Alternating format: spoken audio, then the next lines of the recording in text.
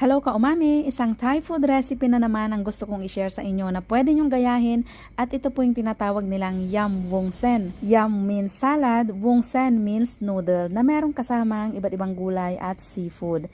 Maglalagay lang muna tayo ng tubig sa ating lutuan at palm sugar. Ang asawa ko po ang nagluluto ngayon dahil siya yung expert sa paggawa ng mga ganitong klase ng sauce.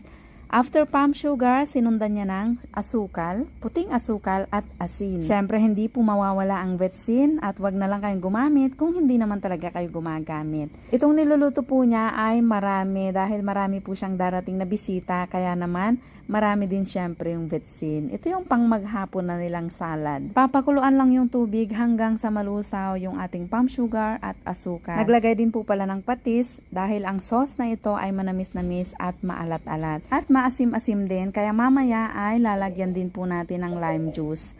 Second step ay i-blender lang natin itong coriander, maraming bawang at sili. Ito po palang ginagawa natin ay sauce ng ating spicy salad at marami nga po itong ginagawa niya, parang isang palangga ng sauce. At sa isang serving siguro kailangan lang natin ng kalahating sandok nitong sauce na ginagawa natin. Baka kasi nagtataka kayo bakit napakaraming rekado. Inilagay na niya sa palanggana yung mga rekado na kanyang binlender at lalagyan muna ng kaunting patis. For the second time, dahil kaninang pinakuluan niya ay meron na ring patis. Tinikman kasi niya at kinulang pa siya sa alat. Ito naman ay fermented garlic. Kung gagawa po kayo ng ganitong sauce at wala kayong mahanap na fermented garlic, ay okay lang. Pampabango lang po kasi yon. Ito na yung ating lime juice. Dahil marami siyang gagawin, yung nakabote na yung binili namin. Kung kaunti lang yung gagawin nyo, kayo na lang yung magpiga. You can use lemon or calamansi. Ito na yung matamis na maalat-alat na pinakuluan natin kanina. Ready na ang sauce at iset aside muna. Ihanda ko na yung first batch ng ating salad. Nagpakulo ako ng tubig at binlanch ko lang itong kanilang mga parang fish balls, hipon, squid, at itong imitation crab. At para healthy at mas lalong sumarap yung ating salad, meron din tayong mga gulay like pipino, kamatis, carrot at repolyo. At yung repolyo lang yung ating ibablanch. Meron din tayong vermicelli o ito yung tinatawag nilang wong sen. And you can also use yung mga instant noodle. Wag nyo na lang isama yung mga flavorings.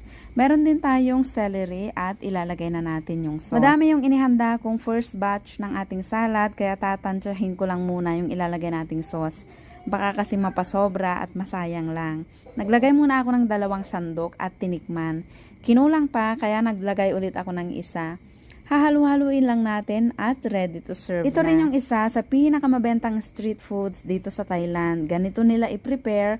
Ready na yung sauce at iba-blanch lang nila kung ano yung mga gulay at seafood o karne na gusto mong ilagay. Minsan nga pala naglalagay din sila ng ground chicken or ground pork kung ayaw nyo ng mga seafood.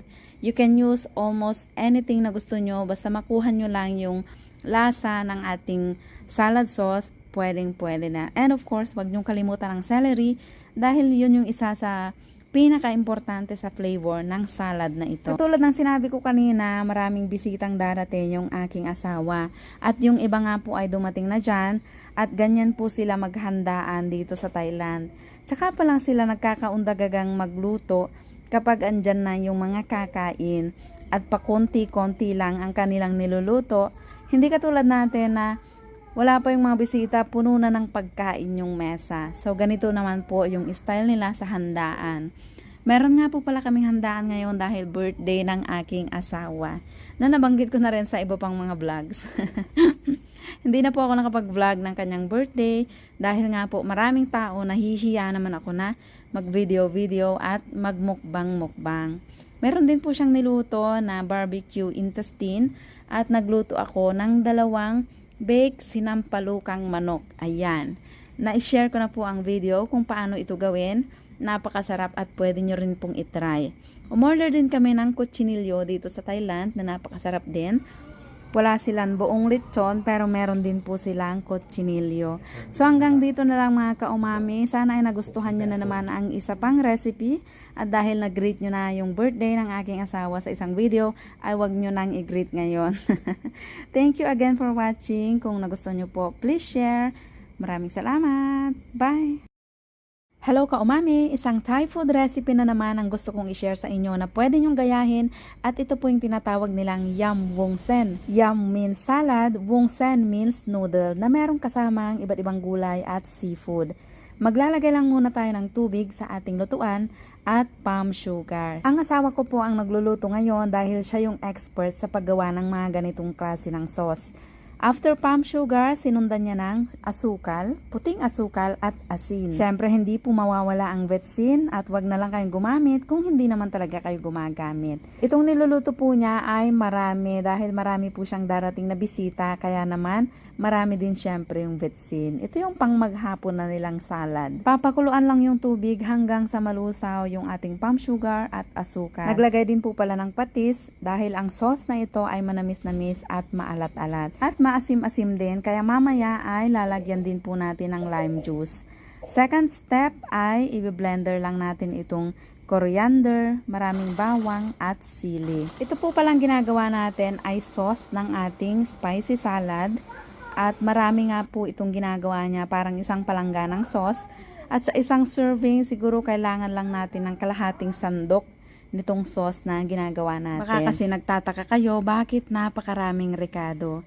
Inilagay na niya sa palanggana yung mga rekado na kanyang binlender at lalagyan muna ng kaunting patis. For the second time, dahil kaninang pinakuluan niya ay meron na ring patis. Tinikman kasi niya at kinulang pa siya sa alat. Ito naman ay fermented garlic. Kung gagawa po kayo ng ganitong sauce at wala kayong mahanap na fermented garlic, ay okay lang. Pampabango lang po kasi yon. Ito na yung ating lime juice. Dahil marami siyang gagawin, yung nakabote na yung binili namin. Kung kaunti lang yung gagawin nyo, kayo na lang yung magpiga. You can use lemon or calamansi. Ito na yung matamis na maalat-alat na pinakuluan natin kanina. Ready na ang sauce at iset aside muna. Ihanda ko na yung first batch ng ating salad. Nagpakulo ako ng tubig at binlanch ko lang itong kanilang mga parang fish balls, hipon, squid, at itong imitation crab. At para healthy at mas lalong sumarap yung ating salad, meron din tayong mga gulay like pipino, kamatis, carrot at repolyo. At yung repolyo lang yung ating ibablanch. Meron din tayong vermicelli o ito yung tinatawag nilang wong sen. And you can also use yung mga instant noodle. Wag nyo na lang isama yung mga flavorings. Meron din tayong celery at ilalagay na natin yung sauce. Madami yung inihanda kong first batch ng ating salad, kaya tatansyahin ko lang muna yung ilalagay nating sauce. Baka kasi mapasobra at masayang lang. Naglagay muna ako ng 2 sandok at tinikman. Kinulang pa, kaya naglagay ulit ako ng isa. Hahalu-haluin lang natin at ready to serve ito na. Rin yung isa sa pinakamabentang street foods dito sa Thailand. Ganito nila i-prepare. Ready na yung sauce at ibablanch-blanch lang nila kung ano yung mga gulay at seafood o karne na gusto mong ilagay. Minsan nga pala naglalagay din sila ng ground chicken or ground pork kung ayaw nyo ng mga seafood. You can use almost anything na gusto nyo, basta makuha nyo lang yung lasa ng ating salad sauce, pwedeng-pwede na. And of course, wag nyong kalimutan ng celery dahil yun yung isa sa pinaka-importante sa flavor ng salad na ito. Katulad ng sinabi ko kanina, maraming bisitang darating yung aking asawa. At yung iba nga po ay dumating na dyan at ganyan po sila maghandaan dito sa Thailand. Tsaka pa lang sila nagkakaundagagang magluto kapag andyan na yung mga kakain at pakonti-konti lang ang kanilang niluluto. Hindi katulad natin na wala pa yung mga bisita, puno na ng pagkain yung mesa. So, ganito naman po yung style nila sa handaan. Meron nga po pala kaming handaan ngayon dahil birthday ng aking asawa. Na nabanggit ko na rin sa iba pang mga vlogs. Hindi na po ako nakapag-vlog ng kanyang birthday dahil nga po maraming tao, nahihiya naman ako na mag-video at magmukbang-mukbang. Meron din po siyang niluto na barbecue intestine at nagluto ako ng 2 baked sinampalukang manok. Ayan. Na-share ko na po ang video kung paano ito gawin. Napakasarap at pwede nyo rin pong itry. Umorder din kami ng kutsinilyo dito sa Thailand na napakasarap din. Wala silang buong lechon pero meron din po silang kutsinilyo. So hanggang dito na lang mga ka-umami. Sana ay nagustuhan nyo na naman ang isa pang recipe. At dahil nag-greet nyo na yung birthday ng aking asawa sa isang video, ay wag nyo nang i-greet ngayon. Thank you again for watching. Kung nagustuhan nyo po, please share. Maraming salamat. Bye!